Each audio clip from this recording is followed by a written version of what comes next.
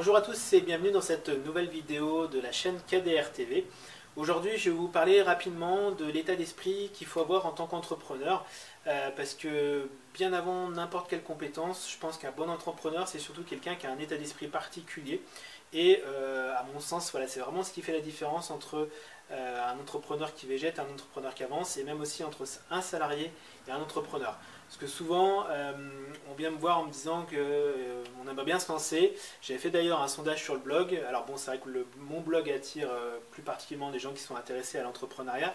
Mais il y avait 93% des personnes qui étaient soit au chômage, soit en tant que salariés aujourd'hui, qui souhaitaient assez rapidement ou dans un futur proche lancer leur boîte et devenir leur propre patron. Et donc bien souvent ce qui bloquait, il y avait toujours plein de choses qui arrivaient sur la table, hein. J'avais une liste comme ça de choses qui bloquaient les gens à ne pas se lancer. Et je ne vais pas les prendre un par un, je les ferai peut-être dans une autre vidéo, mais aujourd'hui ici ce que je voulais traiter c'était à propos de l'état d'esprit. Il faut vraiment voir qu'un entrepreneur, il ne cherche pas des problèmes, il cherche des solutions. Et bien souvent, dans les discussions que j'ai, on met plein de problèmes sur la table. Écoute, j'ai ça, je suis trop jeune, j'ai pas d'argent, j'ai pas le temps, j'ai pas l'éducation qu'il faut, j'ai pas les compétences qu'il faut. Enfin, il y a toujours plein d'idées au fait que on se lancera pas. Alors que l'état d'esprit d'un entrepreneur, c'est vraiment de chercher des solutions plutôt que de se lamenter sur des problèmes. Alors, je dis pas que c'est facile, mais en tout cas, c'est vraiment un état d'esprit qu'il faut acquérir, à toujours aller chercher des solutions pour résoudre le problème qui finalement n'en est pas un. Parce que quand on cherche bien, il y a toujours une solution quelque part. La chose qu'il faut faire, c'est vraiment tourner son état d'esprit à je vais chercher comment m'en sortir, je vais chercher comment résoudre cette situation, plutôt que de se dire il y a un problème, il me semble insurmontable, et puis finalement du coup je fais rien, je végète ou j'avance pas. Par exemple, le problème qui est lié à l'argent.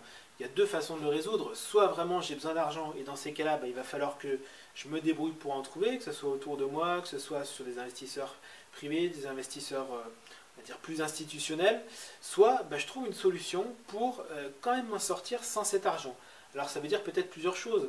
Soit qu'il faut que je fasse mon projet plus petit que ce que je l'avais ambitionné au départ, mais du coup le fait de commencer, ça me permettra de générer des revenus et puis après d'aller chercher le plus gros projet que j'avais en tête.